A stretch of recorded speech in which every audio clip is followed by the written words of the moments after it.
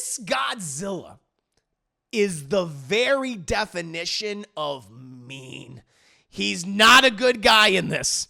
He is bitter and holds a grudge like no one else. He destroys buildings out of spite, purposely steps on people. He's even like, I'm gonna make sure I got everyone. All right, here we go. And just steps on them. He's looking down to make sure he gets as many people, huge swaths of people as possible. And often eats a lot of folks as well. We're gonna go ahead and we're gonna move on to the final part of my show, and that is my review for Godzilla -1, the latest Toho Godzilla production. It's been a little while since the last one was technically Shin Godzilla. But for those that need a bit of a background, a synopsis, mostly taking place 2 years after World War II, the film focuses on a post-war Japan at its lowest point.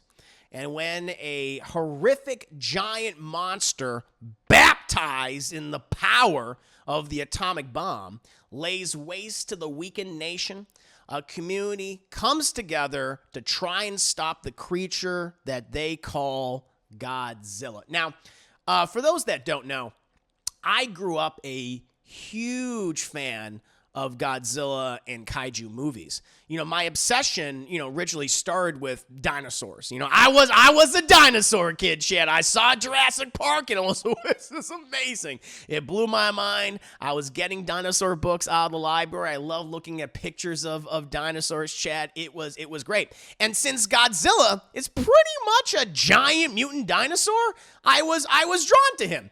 And the various other, Toho monsters and other giant monster movies. I mean, I can't even tell you what was the first Godzilla movie that I saw when I was a kid. Like, I don't remember.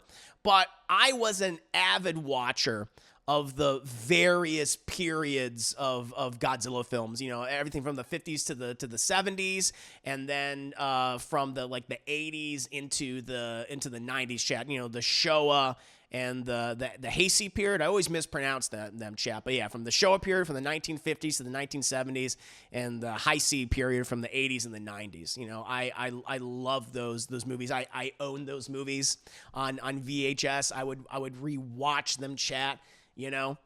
They were so much fun. I was a bigger fan of the 80s and 90s ones. It's for the longest time, Godzilla versus Destroya was my favorite Godzilla movie. I just love it. I love the design. I want why hasn't Destroya come back, chat? We need more Destroya.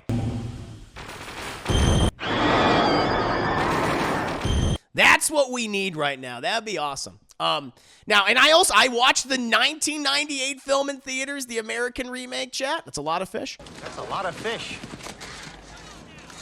And at the time, I was like, this is amazing, because I was a dumb little kid. I was 7 years old or something.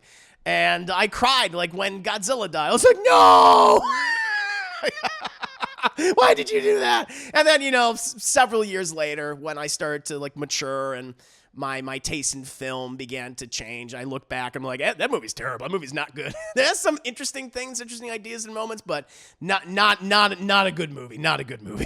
I saw Godzilla 2000, which I believe was the first in the Millennium series. I think that's what it's called, the Millennium series. I saw that in the theaters, and I quite like that. And I have seen Shin, and there's a lot I do enjoy about the movie, but I feel like that movie has some pacing issues, to be completely honest.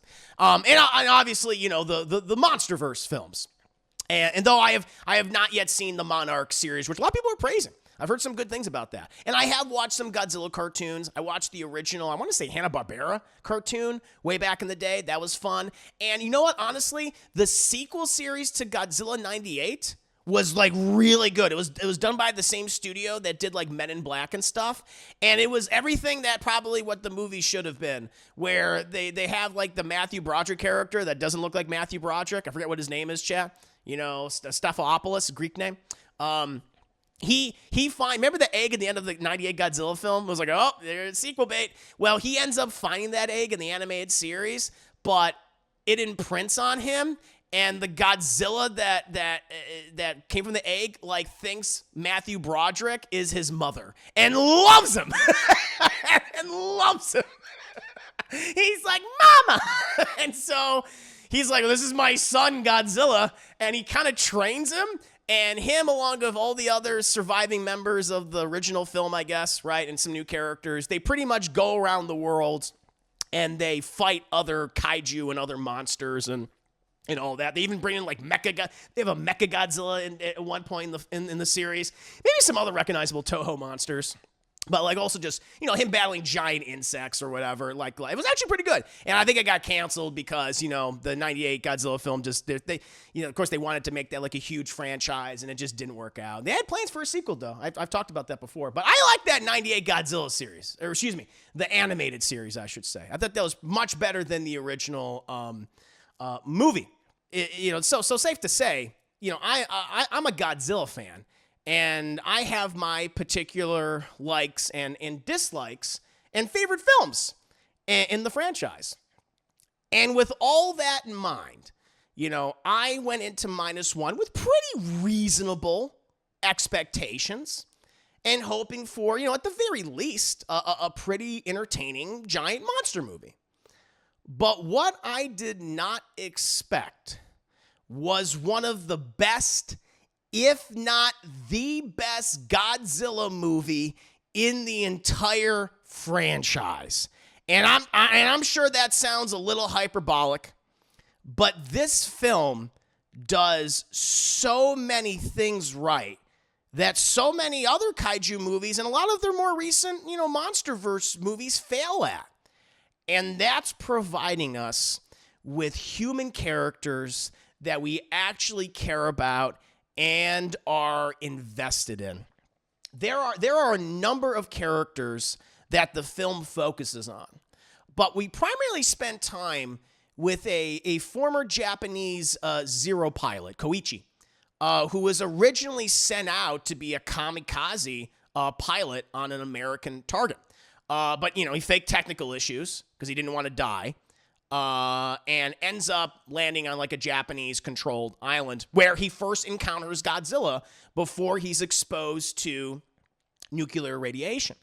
It's then several years later, he's in an interesting relationship. He's in a romantic relationship, not married, with a woman, and they've adopted a daughter whose family was killed in the American bombings of Japan, I think the initial fire bombings, and are pretty much just trying to adjust to a devastated post-war Japan, as are other characters in the movie, in this community that we primarily follow.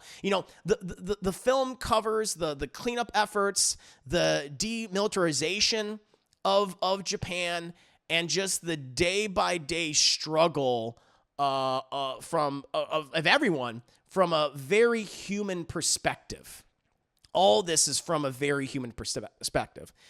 All of this gets even worse with the reemergence of Godzilla, who is now mutated due to the effects of the American nuclear testing, in the Pacific.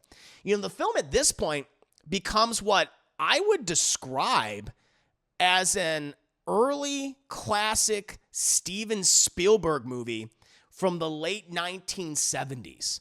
Something akin to Jaws or Close Encounters of the Third Kind. Not in terms of them hiding Godzilla, unlike in Godzilla 2014, which ended up being a massive mistake in my opinion, but features a lot of the main cast and supporting cast having these really interesting conversations where they're trying to figure out what to do about the situation since they can't get any outside help for a variety of geopolitical reasons.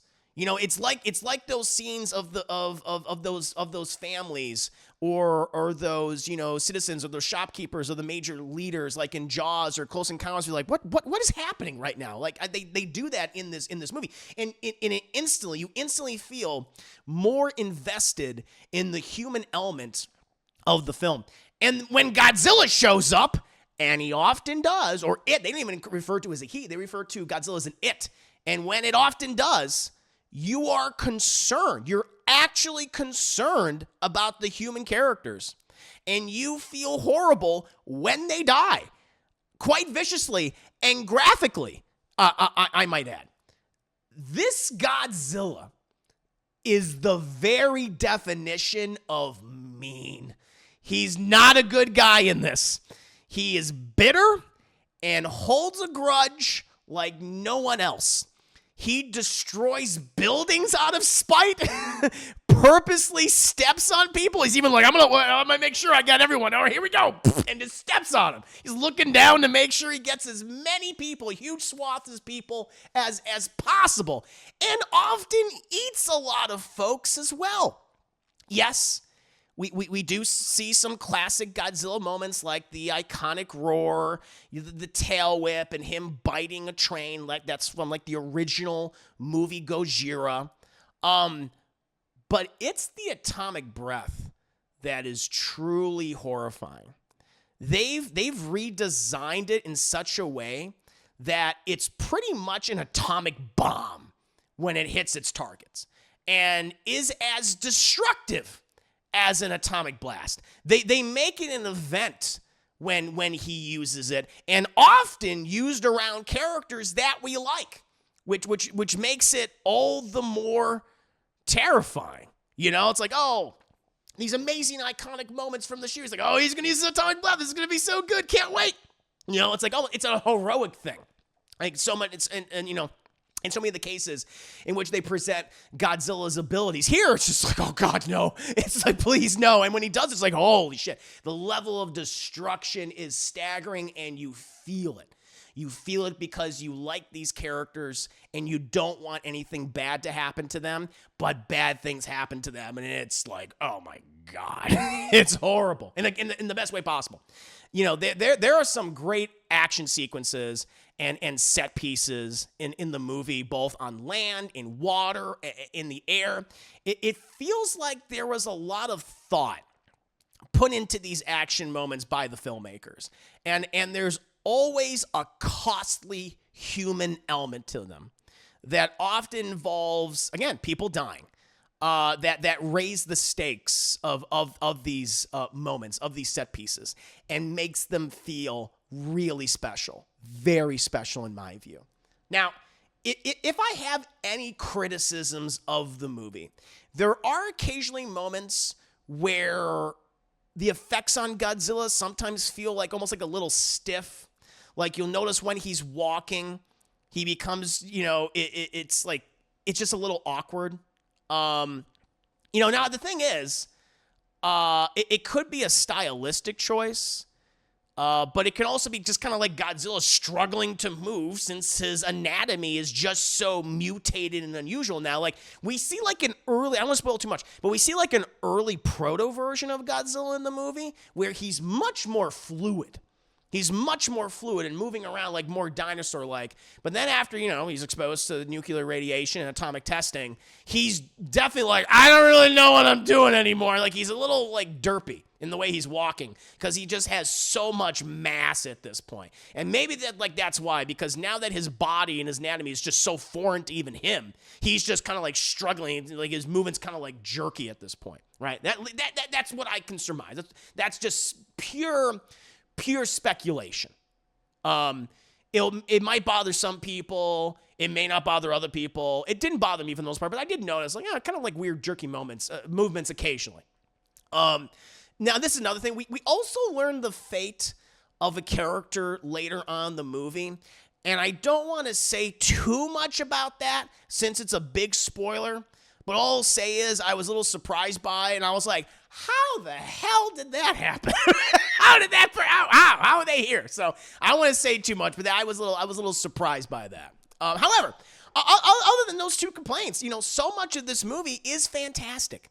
It honors what came before, but puts in the extra effort to make that feel so new by featuring a strong cast of characters and a focus on a struggling community dealing with an impossible situation, which instantly makes you feel invested in the story itself. It's a story of survival. It kind of harkens back to the classic blockbusters of the 70s and 80s that created that type of media sensation. The idea of a blockbuster, this huge production, right? And it, you know, like this thing that this is going to be the big movie of the summer. That's what it kind of harkens to. That's why that's why it just reminded me of Spielberg's earlier works in the best way possible. It's not schmaltzy. I feel like if anyone compares this to Spielberg, which I would not be shocked if people are, it's not schmaltzy stuff like he does now, like Fableman's like movies are dreams. It's not that. It's that we're gonna take these ordinary people that we've come across in our everyday life, these schmucks, these schlubs even, and they are placed in a supernatural, in an otherworldly, in a fantastical scenario where they have to band together to deal with this problem, to deal with this threat. That's what makes it feel like Jaws. That's what makes it feel like Close Encounters of the Third Kind. That's what makes it feel like a lot of those big blockbuster movies from the 1980s that had such a profound impact on the film industry. That's what this movie feels like. And why I'm struggling to think is this the best Godzilla movie of all time? I don't want to oversell it. I hate to oversell it for you guys, get your expectations so high, but if it's not the best, it is absolutely one of the best entries in the franchise. Certainly one of the best Toho produced Godzilla movies ever. And one that I highly recommend, that I think a lot of people will like, especially if you're a fan of like that late 70s, early 80s blockbuster type of filmmaking. It's kind of what I've always been talking about. I've been talking about this year because we've had so many big financial like flops, and like I mentioned with Indiana Jones, like there's so much of Indiana Jones that like it's like, yeah, we're gonna harken back to the original trilogy. It's like, no, you're not. Like aesthetically, they're just not able to. They just don't. Or in this movie, it's like, yes, they do use CGI, but there's just so much like practical stuff used in the film that makes it feel more grounded and real, makes it more of that, gives it more of that feeling from the 70s, 80s. That's why I like it so much. It's like, yes, more of this. And apparently it was done on pennies. It cost like $15 million to make this movie, and it looks as good as it does. I was like, wow. So there you go. Like the answer is not throwing more money at these movies. It's just taking the time to write like really compelling characters and put them in a fantastical situation, and then that sells itself. You can be experimental and get away with so much if you just do that. You can succeed. And Godzilla -1, it kind of reinvigorates your imagination and what you can do with just a fantastical scenario, but still at the same time ground it in reality by having such well-written and fun characters to be around. So, chat. Yeah, Godzilla -1 is, I think, one of the best Godzilla movies ever made. I think it's one of the best movies of the year, and I highly, highly recommend it. But what about you guys? What do you guys think of Godzilla -1? For those of you who have seen it, of those who have not seen it, do you want to check it out now? Or I'm curious, there are people that don't like the film. Please go ahead and let me know. 5 minutes later. He's an asshole. Godzilla's like, fuck you. Godzilla, he's just this guy. He's the worst. He is you could tell in his eyes. They show Godzilla's eyes a lot, and he has like these very, I would almost describe them as human-esque eyes to a degree because he's fucking looking at you. Like he sees the people. He's like, I fucking see you. He makes eye contact in this movie. And he's like, squish. And he just does. He's like, I fucking see you, squish, or I'm gonna eat you. He knows. He's looking at you. He's looking right at your soul. Like this is a Godzilla that's very aware of what he's doing. I feel like he's a mean green son of a bitch. He does not care. Asshole. Fuck your reconstruct. Pretty much is what he's doing. Num num num. Yeah, he's doing a little happy tappy dino dance, and he's num nums. All the num nums.